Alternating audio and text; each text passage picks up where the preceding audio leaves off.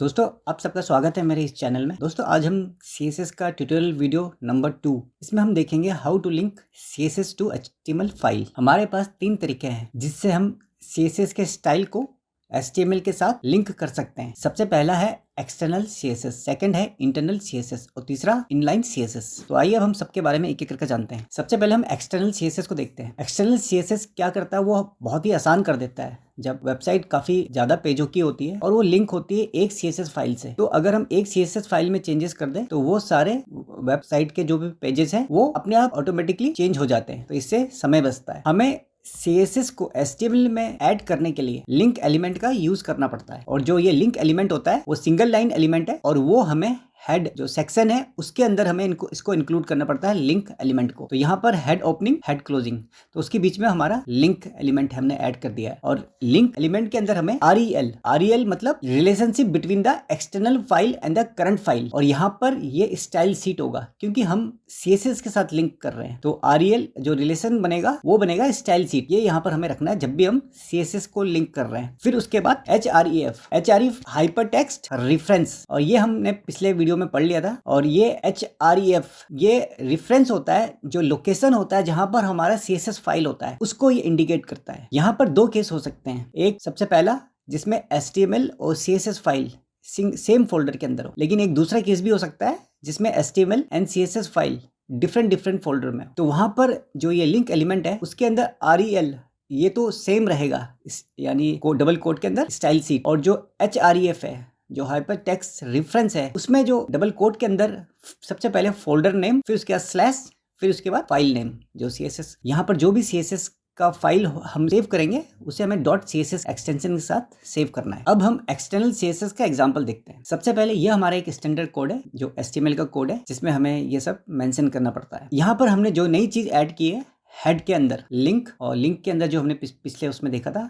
REL style sheet HREF to style .css। यहाँ पर HREF के अंदर जो हमने फाइल डबल कोट के अंदर जो हमने मेंशन कर रखी है .css के साथ, हमें यही फाइल बनाकर सेव कर और उसके अंदर CSS की प्रॉपर्टी और वैल्यू ऐड करनी है। तो यहाँ पर हमने ये फाइल हमें बनाना है टू स्टाइल .css, और इसके अंदर हम क्या कर रहे हैं, बॉडी, जो पूरी बॉडी के अंदर हम बैकग्राउंड कलर ब्लैक और जो टेक्स्ट कलर है उसको व्हाइट, और जितने भी टेक्स्ट है उसको सेंटर, ये हमने कॉन्फ़िगर कर रखा है। तो अभी हम दोनों को कॉपी करते हैं। सबसे पहले हम विदाउट स्टाइल इसको कॉपी करेंगे, फिर उसके बाद स्टाइल के साथ। तो दोनों का बिहेवियर हम देखेंगे ब्राउजर में। सबसे पहले हम HTML के इस कोड को पूरी कॉपी करते हैं विदाउट एनी स्टाइल। अब हम यहाँ पर हमने इस नोटपैड में पेस्ट कर दिया, और हमने पिछले वीडियो में देखा था हमें इसे सेव करने के लिए सेव एस में जाना है, और जिस फोल्डर के हमें अंदर इसको रखना है वहाँ पर हमें इसको ऑल फाइल, और यहाँ पर मैं इस फाइल का नाम day2 रख रहा हूँ .html, और मैं यहाँ सेव करता हूँ। मेरे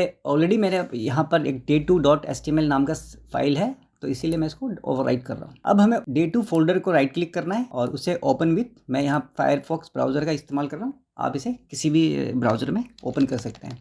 तो ये हमारा जो हमने HTML के अंदर हेडर और पैराग्राफ जो लिखा है, तो ये दोनों यहाँ अपीयर हो रहा है। अब हम इसमें स्टाइल इंप्लीमेंट करते हैं। अब हम एक्सटर्नल CSS फाइल बनाकर उसे HTML फाइल के साथ लिंक करते हैं। तो हमने ये कॉपी कर दिया, और हमने एक और नोटपैड खोलना है। यहाँ पर हमें इसे पेस्ट करना है, और यहाँ पर हमें जिस फाइल नेम के साथ हमें सेव करना है वो फाइल टू स्टाइल .css के नाम से होना चाहिए। अब हम इसे सेव करते हैं, सेव एस, और यहाँ पर ऑल फाइल, और इसे हमने सेव कर दिया। अब हम ब्राउज़र में जाएंगे और इसे रिफ्रेश करते हैं।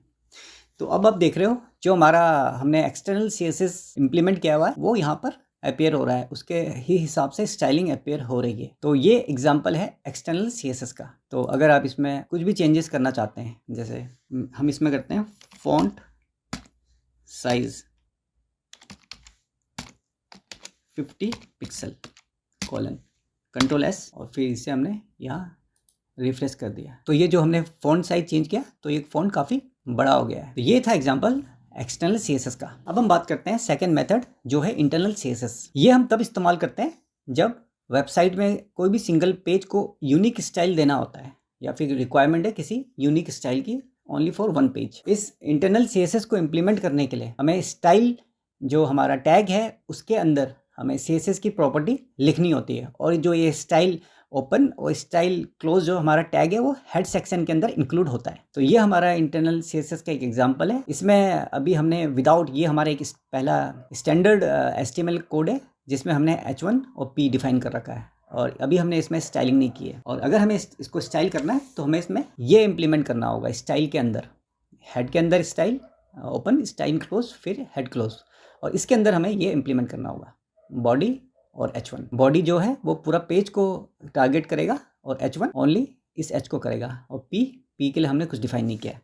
तो आइए सबसे पहले हम कोड को इम्प्लीमेंट करते हैं और देखते हैं उसका रिजल्ट क्या आता है। तो हमने यहाँ कॉपी किया और इसे पेस्ट कर दिया और इसे सेव कर दिया। अब हम ब्राउज़र को रिफ्रेश करते हैं तो ये हमारा हेडर और नीचे पैराग्राफ आ गया। अब यहीं पर हम इंटरनल CSS को अप्लाई करते हैं। तो हमें ये कॉपी करना है और इसे हम स्टाइल के अंदर पेस्ट कर देंगे। अब सेव किया, Ctrl+S।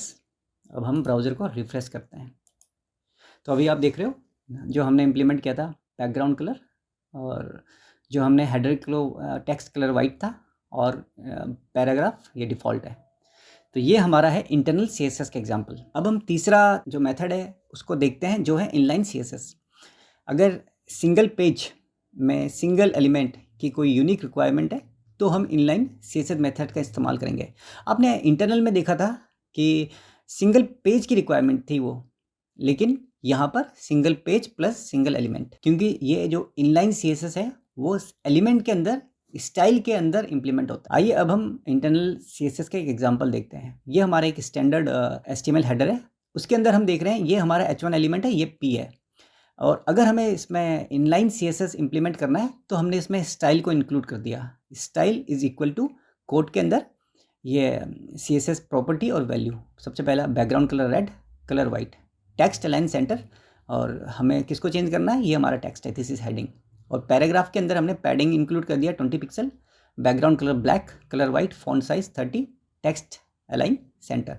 हम इसमें कितनी भी प्रॉपर्टी और वैल्यू को ऐड कर सकते हैं। तो आइए इसे कॉपी करते हैं और इसको देखते हैं ब्राउज़र में ये कैसे अपीयर होता है। तो यहाँ पर हमने इसको पेस्ट कर दिया, सेव कर दिया, और अब हम अपने ब्राउज़र में जाते हैं और इसे रिफ्रेश करते हैं।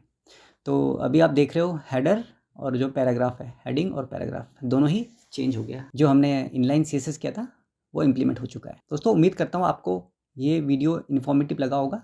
आप मेरे इस चैनल को सब्सक्राइब कर सकते हैं ताकि मैं अगला वीडियो अगर डालूँ तो आपके पास नोटिफिकेशन आ जाए। Thank you.